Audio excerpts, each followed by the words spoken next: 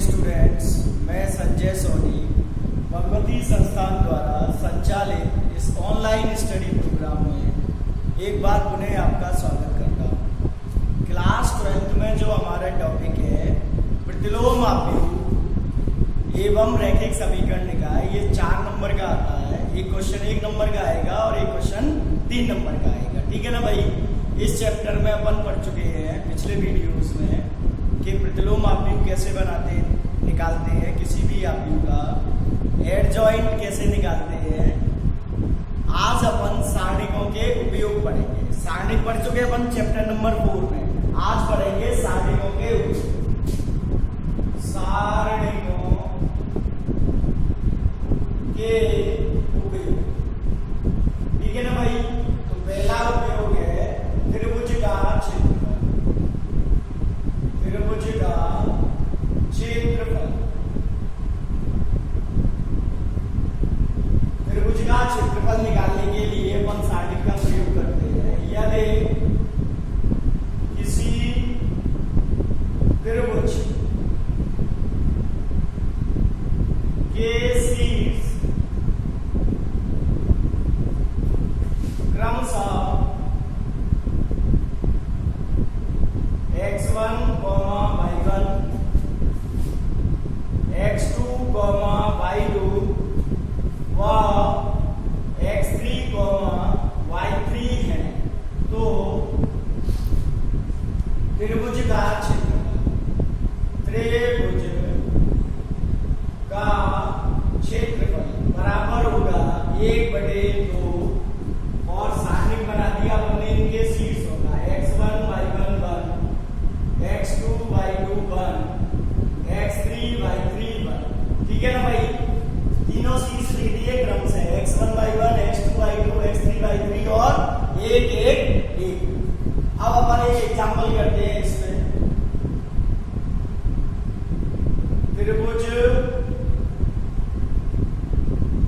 ABC का क्षेत्रफल ज्ञात करो यदि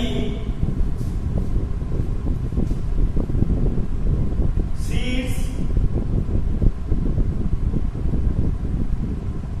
A 2, -3, B -3, 3 व C 8, 8 है। ठीक है ना भाई। अब देखो त्रिभुज ABC का क्षेत्रफल बराबर 1/2 लिखोगे आप, और ये x1, y1, ठीक है ना भाई, ये x2, y2 और ये x3, y3 लिखना है अपन। x1, y1 1, x2, y2 1, x3, y3 1। ये हमारा सारणिक बन गया। अब इस सारणिक का प्रसार जब करेंगे तो हमें त्रिभुज का क्षेत्रफल मिलेगा। अब सारणिक का प्रसार करने के लिए या तो अपन सीधा प्रसार करते हैं R1 के अंदर से, या संक्रिया लगाते हैं। कैसे? यहाँ पर एक स्तंभ के सभी अवयव समान है, तो अपन संक्रिया लगा सकते हैं। कौन सी बेटा? R1 में R1 - R2 व R2 में R2 - R3। तो देखो क्या आएगा, 1/2।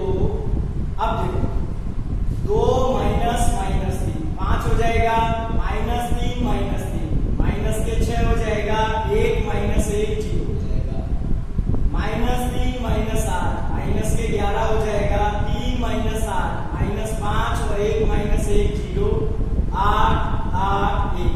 यहाँ पे अपन सीधा प्रसार भी कर सकते थे, लेकिन अपन ने सुविधा के लिए लगाई है संक्रिया। अब C3 के अनुदेश प्रसार करने पर देखें क्या आएगा।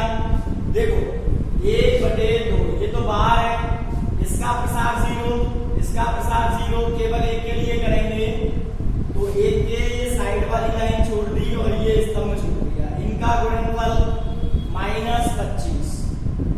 ठीक है ना भाई,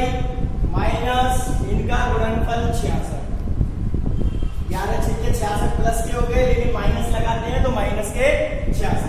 अब देखो कितना हो गया, 1/2 गुणा माइनस के 6 और 5 11 की 1 आंसर 1 7 और 2 9, तो माइनस के 91/2। लेकिन त्रिभुज का क्षेत्रफल कभी भी ऋणात्मक नहीं होता है, इसीलिए अपन उत्तर लिखेंगे 91/2 वर्ग इकाई। ठीक है ना भाई, त्रिभुज का क्षेत्रफल ऋणात्मक नहीं होता, लेकिन साधिक का मान ऋणात्मक आ सकता है, चाहे माइनस के 91/2 आए या प्लस के 91/2। आंसर अपन क्या लिखेंगे, 91/2 वर्ग इकाई। गणितों का दूसरा उपयोग है तीन बिंदुओं को संरेख सिद्ध करना, या तीन बिंदुओं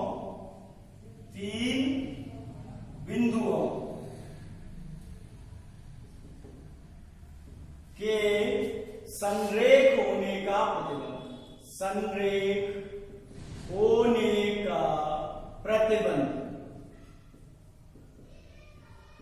ठीक है ना भाई, यदि तीन बिंदु जिनके निर्देशांक है x1, y1, x2, y2 व x3, y3 संरेख हैं, तो अब देखो, यदि तीन बिंदु संरेख हैं, जैसे 1, 2 और 3, तीनों बिंदु संरेख है, मतलब एक ही रेखा पे स्थित है, तो इसका मतलब इनसे यदि अपन त्रिभुज बनाएंगे तो त्रिभुज बनेगा नहीं, या दूसरे शब्दों में ऐसे कहें कि बनने वाले त्रिभुज का क्षेत्रफल क्या होगा, 0 होगा। तो अपन बनने वाले त्रिभुज का क्षेत्रफल 0 करते हैं। कैसे, 1/2 x1, y1 1, x2, y2 1, x3, y3 1 और बराबर कर दिया 0। अब 2 का 1/2 का इधर पक्षांतर करेंगे तो क्या आ जाएगा, प्रतिबंध x1, y1 1, x2, y2 1, x3, y3 1 बराबर 0। ये तीन बिंदुओं के संरेख होने का प्रतिबंध है कि यदि तीन बिंदुओं के निर्देशांक दे रखे हैं, इस सारणी बना के अपन सॉल्व करें और 0 आ जाए तो अपन कहेंगे कि दिए गए तीनों बिंदु संरेख हैं। एग्जाम्पल दे गए, सिद्ध करो बिंदु 0, 2, 2, 1 व -2, 3 संरेख है, संरेख है। ठीक है ना भाई, अब देखिए, चूंकि बिंदु संरेख है, अतः क्या होगा, सारणिक बनाए, ये x1, y1, x1, y1 1, x2, y2 1, x3, y3 1। ठीक है ना, इसका मान कितना आना चाहिए, 0 आना चाहिए। प्रसार करने पर,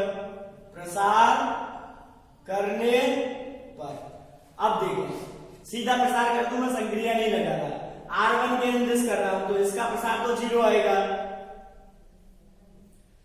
0 के नीचे छोड़ा, इनको छोड़ा, इनका गुणनफल 1 -3, फिर अगले के लिए माइनस लगाएंगे 2 के नीचे छोड़ा और साइड से छोड़ा, 2 एकन 2 -2 एकन -2, तो +2 लिख दूं, और +1 के नीचे छोड़ा और इधर छोड़ा, 6 माइनस का +2 बराबर 0।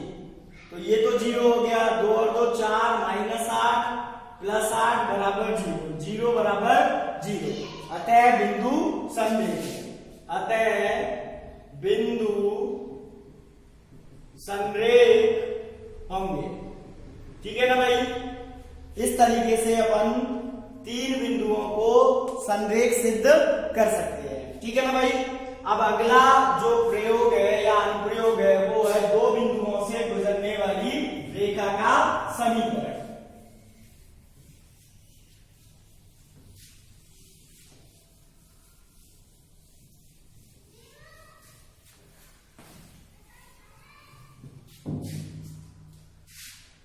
तीसरा अनुप्रयोग है दो बिंदुओं से गुजरने वाली रेखा का समीकरण।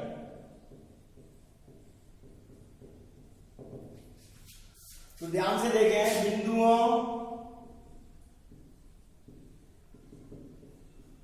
x1, y1 व x2, y2 से गुजरने वाली रेखा का समीकरण। अब ध्यान से सुनना, मान लो ये दो बिंदुओं से गुजरने वाली रेखा है। ये बिंदु हो गया x1, y1, ये बिंदु हो गया x2, y2। तो अपन क्या करेंगे, इस पे एक तीसरा बिंदु लिया x और y। अब ये तीनों बिंदु कैसे होंगे, संरेख होंगे, एक ही रेखा पर होंगे कि नहीं भाई, इन दो बिंदुओं से तो गुजर रही है। अब रेखा जो होती है वो अनंत लंबाई की होती है, तो उसी लंबाई पे आगे अपन ने कोई बिंदु मान लिया x और y, तो ये तीनों बिंदु कैसे होंगे, संरेख। तो संरेखता का प्रतिबंध लगा के अपन समीकरण लिखेंगे x1 y1 1 x2 y2 1 बराबर 0। इन तीनों बिंदुओं के संरेख होने का प्रतिबंध लगा दिया मैंने। वैसे क्लास 11th में अपन पढ़ चुके हैं, दो बिंदुओं से गुजरने वाली रेखा y माइनस y1 बराबर y2 माइनस y1 बटे x2 माइनस x1 और इंटू x माइनस x1 होती है। अब सारणी की सहायता से एक एग्जाम्पल देखें। बिंदु 2,1 व -2,3 से गुजरने वाली रेखा का समीकरण ज्ञात कर। ठीक है ना भाई। अब देखो, ये वाला फॉर्मूला लगाएंगे तो x1 ये x1 y1 हो जाएगा और ये x2 y2 हो जाएगा बराबर 0। अब अपन प्रसार करते हैं, तो सबसे पहले x लिखा, x के नीचे छोड़ा और साइड से छोड़ा, इनका गुणा 1 माइनस 3। फिर अगले के लिए माइनस लिखते हैं, y के नीचे छोड़ा और साइड से छोड़ा, इनका गुणा 2 माइनस, इनका गुणा -2, तो माइनस माइनस क्या बन गया, प्लस। फिर अगले के लिए प्लस, 1 के नीचे छोड़ा और साइड से छोड़ा, इनका गुणा 6 माइनस, इनका गुणा -2, तो माइनस और माइनस क्या बन गया, प्लस बराबर 0। 1 में से 3 गए, -2, तो -2x, 2 और 2 4, -4y प्लस 6 और 2 8 बराबर 0। अब इन दोनों का इधर पक्षांतरण करते हैं, तो 2x प्लस 4y बराबर 8। 2 का लगाते हैं भाग, तो क्या आएगा, x प्लस 2y बराबर 4। यही अभीष्ट रेखा का समीकरण होगा। ठीक है ना भाई, कोई दिक्कत, हाँ कि ना। अब देखें, एक त्रिभुज का क्षेत्रफल निकालना अपन सीख गए थे सारणी की सहायता से। अब मान लो चतुर्भुज का क्षेत्रफल पूछता है, काय का चतुर्भुज, जिसका शीर्ष दे रखे हैं a x1 y1, b x2 y2, c x3 y3 और d x4 y4। ठीक है ना भाई। अब इस चतुर्भुज का क्षेत्रफल निकालना है, तो चतुर्भुज का क्षेत्रफल निकालने का कोई सूत्र नहीं है अपने पास, लेकिन यदि अपन थोड़ा सा दिमाग लगाएं तो त्रिभुज के क्षेत्रफल की सहायता से अपन इसका क्षेत्रफल निकाल सकते हैं। कैसे, इसको मैं दो त्रिभुजों में बांटू, तो चतुर्भुज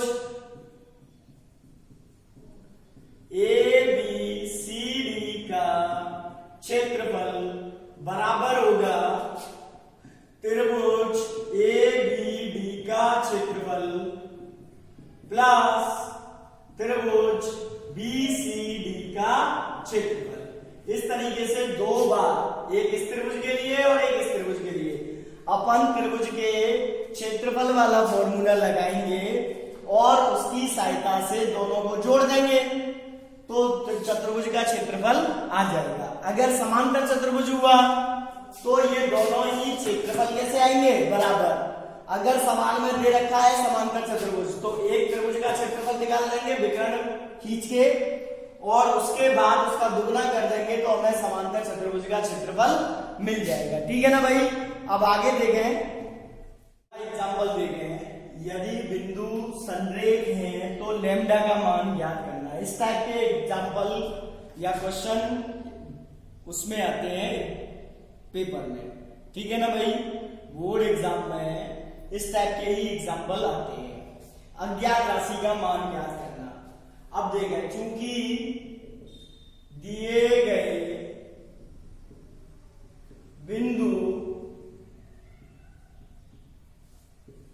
संरेख हैं, अतः क्या होगा, इनसे जो सारणिक बनेगा उसका मान 0 होगा। 2 plus lambda 1, x1 y1 1 minus 3 lambda 1 4 2 minus lambda 1 बराबर 0। अब इसका अपन प्रसार करें तो या तो अपन संक्रिया लगाते हैं, कौन सी, R1 में R1 माइनस R2 व R2 में R2 माइनस R3। ध्यान रखें, यदि किसी सारणी के एक स्तंभ के सभी अवयव समान है तो ये संक्रिया लगनी ही लगनी है, अगर अपन संक्रिया लगाना चाहते हैं तो। ठीक है ना भाई। अब देखें क्या आएगा, देखो 2 माइनस 3 5 हो जाएगा। 2 प्लस लैम्डा में से लैम्डा गया तो 2 बचेगा, 1 में से 1 गया 0 बचेगा। माइनस 3 माइनस 4 तो माइनस के 7 लैम्डा माइनस 2 प्लस लैम्डा तो ये हो जाएगा 2 लैम्डा माइनस 2 और 1 में से गया 0 4 2 माइनस लैम्डा और 1 बराबर 0। अब C3 के अनुदेश प्रसार करने पर देखें भाई, तो देखो इसका प्रसार 0, इसका प्रसार 0, केवल एक के लिए करना है तो एक के ये साइड वाली लाइन छोड़ दी और ये छोड़ दी, इनका गुणनफल तो देखें 5 से गुणा करूंगा तो 10 लैम्डा माइनस 10, फिर माइनस लगाऊंगा और इनका गुणनफल तो माइनस के 14 तो प्लस 14 लिख दूं मैं और बराबर 0। तो 10 लैम्डा प्लस 4 बराबर 0 तो लैम्डा बराबर माइनस 4/10 तो माइनस के 2/5। ठीक है ना भाई। इस तरीके से अपन अज्ञात राशि का मान ज्ञात करते हैं। देखो संक्रिया लगाई 2 माइनस 3 तो प्लस का हो गया 5, 2 प्लस लैम्डा में से लैम्डा घटाया 2 बचा, 1 में से गया 0, माइनस 3 माइनस 4 माइनस 7 हो गया। अब लैम्डा में से इसको घटाना है 2 माइनस लैम्डा को तो 2 लैम्डा माइनस 2 हो जाएगा ना भाई, ये माइनस का हो जाएगा ये प्लस का तो लैम्डा और लैम्डा क्या हो गया 2 लैम्डा माइनस 2, 1 में से गया 0, फिर 4 ये सी R3 ऐसे का ऐसा रहेगा। अब प्रसार करेंगे तो ये छूट गया, इनका गुणनफल 10 लैम्डा माइनस 10 और फिर माइनस इनका गुणनफल 14। ठीक है ना भाई। और 14 प्लस के माइनस के 10 प्लस के 4 तो माइनस 4/10 और काट के आ गया 2/5। इस तरीके से अपन अज्ञात राशि का मान ज्ञात कर सकते हैं। एक और एग्जांपल देखें, काफी इंपॉर्टेंट है।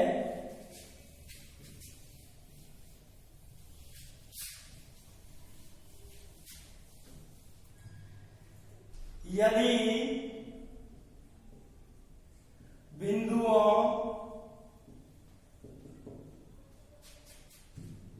दो कॉमा 3 माइनस 3 कॉमा के व 8 कॉमा 2 के से बनने वाले त्रिभुज का क्षेत्रफल 12 वर्ग इकाई है तो k का मान ज्ञात करें। ठीक है ना भाई। अब इसमें त्रिभुज है, क्या है? त्रिभुज। तो चूंकि त्रिभुज का क्षेत्रफल बराबर दे रखा है 12 वर्ग इकाई। ठीक है ना भाई। त्रिभुज का क्षेत्रफल क्या होता है? 1/2 x1 y1 1 x2 y2 1 x3 y3 1 और बराबर दे रखा है 12। 2 से मैंने गुणा कर दिया तो कितना हो जाएगा भाई? 24। और इसका प्रसार करें अपन 1/2, पहले 2 के लिए करेंगे, इसे छोड़ दिया और इसे छोड़ दिया, इनका गुणनफल k -2k। ठीक है ना भाई। फिर अगले के लिए माइनस लगाया 3, इसे छोड़ दिया और इसे छोड़ दिया, इनका गुणनफल -3 -8, फिर +1, इसे छोड़ा और इसे छोड़ा, इनका गुणनफल -6k -8k और बराबर दे रखा है 12। 2 का इधर पक्षांतर करेंगे 1/2 का तो 24 हो जाएगा। k में से 2 के गए माइनस के, तो माइनस के 2 के, 8 और 3 11 3 33। ठीक है ना भाई। और ये हो जाएगा माइनस के 14 के बराबर 24, 14 और 2 माइनस के 16 के प्लस 33 बराबर 24। ठीक है ना भाई। कोई दिक्कत? अब ध्यान से सुनना, मैंने अभी बताया था कि त्रिभुज का क्षेत्रफल चाहे प्लस का है या माइनस का, हमको आंसर प्लस का ही लिखना रहता है। तो यहाँ पे ये जो आंसर लिख रहा है 12 वर्ग इकाई, इसका हमें नहीं पता कि सारणिक हल करने पे +12 आया था या -12 आया था। क्षेत्रफल तो अपन +12 ही लिखेंगे, तो इसीलिए इसको बराबर में जब लिखते हैं तो +-12 लिखते हैं। क्या लिखते हैं भाई? +-12। तो +-12 +-24 ठीक है ना भाई। अब एक बार प्लस चिन्ह लेंगे और एक बार माइनस। प्लस चिन्ह लेने पर तो माइनस के 16 के प्लस 33 बराबर 24, तो -16 के बराबर 24 - 33 पक्षांतर कर दिया, तो -16 के बराबर 24 - 33 कितने आएंगे भाई? माइनस के 9, तो के बराबर आ जाएगा 9/16। अब इसी प्रकार एक बार माइनस चिन्ह ले लें, माइनस चिन्ह लेने पर तो माइनस के 16 के प्लस के 33 बराबर माइनस के 24। ठीक है ना भाई। तो माइनस के 16 के बराबर -24 - 33, तो -16 के बराबर माइनस, ये जुड़ जाएंगे अब 4 और 3 7, 3 और 2 5, तो के बराबर 57/16। इस तरीके से 2 मान निकलेंगे। ये विशेष ध्यान रखें, ये एग्जाम में आता है, कई बार आ चुका है 1 नंबर में के का मान ज्ञात करना या लैम्डा का मान ज्ञात करना। तो इसमें केवल एक ही मिस्टेक करते हैं बच्चे की, जैसे 12 दे रखा है तो सीधा 12 लिख दिया, जबकि अपन को +-12 लिख के 2 मान निकालने रहते हैं। ठीक है ना भाई। कोई दिक्कत? अब नेक्स्ट वीडियोस में अपन रैखिक समीकरण निकाय पढ़ेंगे। सारणिक का अगला जो उपयोग है वो है रैखिक समीकरण निकाय को हल करना। ठीक है ना भाई। जब तक आप वीडियो को देखें, इसको शेयर करें, साथ ही साथ आपकी एक्सरसाइज 5.1, 5.2 के शुरुआत के 7 क्वेश्चन आपसे हो जाएंगे। रैखिक समीकरण निकाय हल करने वाले छोड़ देना, बाकी के हो जाएंगे। क्लियर? वीडियो को देखकर लाइक और शेयर करना नहीं भूलें। ज्यादा से ज्यादा शेयर करें और चैनल को सब्सक्राइब करें, अपने फ्रेंड से भी करवाएं, जिससे उनको भी रेगुलर वीडियोस मिलते रहें। जब तक के लिए घर पे रहें, सुरक्षित रहें, लेकिन नियमित पढ़ते रहें। धन्यवाद।